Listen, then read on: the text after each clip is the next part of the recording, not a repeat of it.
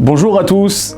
Cette histoire commence en Israël par un litige entre Yosef et son beau-frère Michaël. L'affaire se poursuit dans un beth din qui donne gain de cause à Yosef, mais Michaël le prend très mal. Au final, cela se transforme en une grande querelle qui déchire absolument toute la famille. Yosef choisit d'être de ceux qui ne se vexent pas quand on les offense, et il ne répond pas aux insultes de son beau-frère. Mais Michaël ne se calme pas pour autant, et chaque semaine, il envoie à Yosef des messages peu agréables, des accusations, et essaye même de lui causer du tort. Le comble est le jour où Yosef, en arrivant au travail, remarque que tous le regardent d'un drôle d'air et que quelques-uns s'efforcent même de ne pas sourire. Michaël avait collé sur son bureau une lettre pleine de paroles injurieuses, méprisantes et méchantes. La lettre commençait par une description moqueuse de l'apparence de son nez, du nez de Yosef, sa façon de marcher, etc. et finissait par des histoires inventées de toutes pièces. Quelle honte, c'était un véritable assassinat. Tous les employés de l'agence avaient vu cette lettre.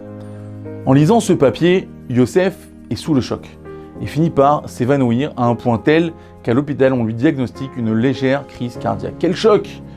Et quelques jours plus tard, il reprend le travail, mais cet incident laisse des traces sur lui et toute sa famille. Les fils de Yosef essayent de réagir en voulant amener Michaël devant un beth din pour diffamation. Mais Yosef refuse catégoriquement et leur interdit de faire quoi que ce soit. Il préfère pardonner à son beau-frère, même si cela lui est difficile, d'autant plus qu'il ne lui a jamais demandé pardon. L'un des rabbinim de la communauté a déclaré « Michaël joue avec le feu. Certains ont payé très cher, parfois au prix de leur vie, des actes moins graves que celui-là. Il s'agit là d'un affront considéré comme un véritable meurtre. » 6 mois plus tard, David, le fils de Michaël, se rend dans un lointain pays pour affaires, mais à son arrivée, une mafia d'escrocs et de criminels lui tend un piège. Non seulement ils lui volent tout son argent, mais en plus, ils lui font endosser tous leurs crimes. Et Michaël finit dans une prison réputée pour être l'une des pires au monde. Là-bas, il n'y a ni directeur, ni employé, ni gardien. Tout fonctionne selon la loi du plus fort. Certains détenus jouent le rôle de meneurs et font régner la loi pour les repas.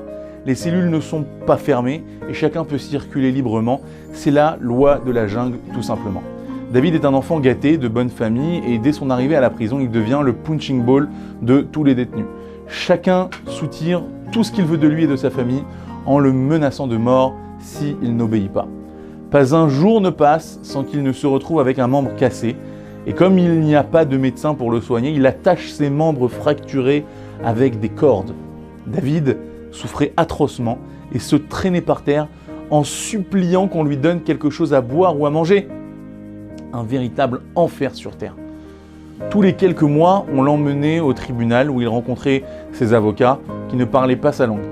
Quant au juge, il ne s'occupait pas de son cas et reportait constamment son procès avant de le renvoyer en prison. David écrivait à sa famille des lettres déchirantes. Pour décrire cette situation, il les implorait de faire quelque chose pour obtenir sa libération. Toutes les communautés juives ramassaient beaucoup d'argent pour le faire sortir de prison, mais ces sommes arrivaient entre les mains des avocats et des prisonniers sans scrupules qui demandaient encore plus d'argent, tout simplement pour laisser David en vie. Pendant ce temps, les rabbinim essayent de raisonner Michaël pour qu'il demande pardon à Yosef. Mais impossible de le convaincre, c'était peine perdue. Michaël répondait « Demandez pardon ? Tout, mais pas ça !» 5 ans plus tard, on annonce une mauvaise nouvelle à la famille. David a été violemment agressé par ses codétenus qui l'ont laissé pour mort. Il a survécu in extremis et a été envoyé à l'hôpital où son état s'est stabilisé. Du moins pour le moment, car les médecins sont pessimistes. Ses parents sont appelés pour voir David une dernière fois. Difficile de décrire la peine et l'horreur qu'ils ont éprouvées. Ils sont restés quelque temps près de lui sans pouvoir s'arrêter de pleurer. Peu après, miraculeusement, il a commencé à se rétablir. À son réveil, David prononce les mots suivants « La mort vaudrait mieux pour moi que la vie ». Ces paroles brisent totalement Michaël et sa femme. David avait tellement souffert qu'il préférait mourir. Imaginez le sentiment des parents qui entendent que leur fils ne veut plus vivre. Après quelques jours passés à se remettre, David est renvoyé en prison. Vivant, mais brisé. 3 mois plus tard, Yosef reçoit un coup de téléphone du Rav de la communauté, lui disant que Michaël veut lui demander enfin pardon. Yosef accepte immédiatement et la rencontre est fixée le lendemain à midi. Maintenant, écoutez bien, vous n'allez pas y croire. Moins d'une demi-heure plus tard, oui, une demi-heure plus tard, Michaël reçoit un appel de l'avocat qui lui annonce que son fils serait probablement libéré d'ici 24 heures. Quel soulagement et surtout quel miracle. Mais le lendemain à midi, Michaël manque son rendez-vous avec Yosef. La nouvelle de la libération imminente de son fils lui avait fait changer d'avis à la dernière minute.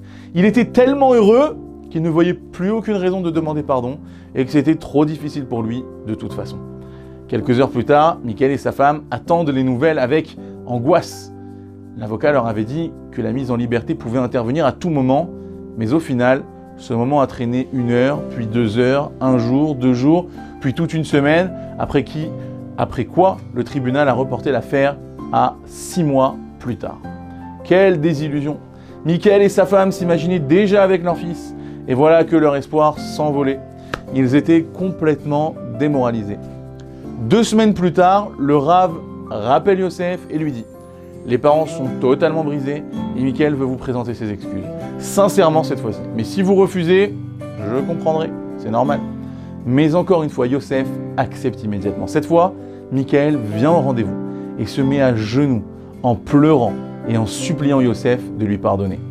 Malgré tout ce que son beau-frère lui a fait subir, Yosef trouve la force d'oublier son affront. Une demi-heure plus tard, et pas plus, ne s'est pas écoulé, que l'avocat rappelle.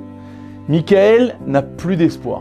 Il est certain qu'il s'agit d'une mauvaise nouvelle. Et voilà que l'avocat lui dit « Votre fils sera libéré dans une demi-heure.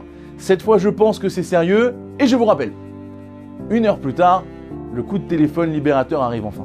« Votre fils est là, libre, à côté de moi. Vous pouvez lui parler. » Impossible de décrire la joie des parents à ce moment-là. David allait revenir à la maison après tant d'années de souffrance. Rendez-vous compte, seules des excuses sincères ont pu entraîner la libération de David et rien d'autre. Vous imaginez?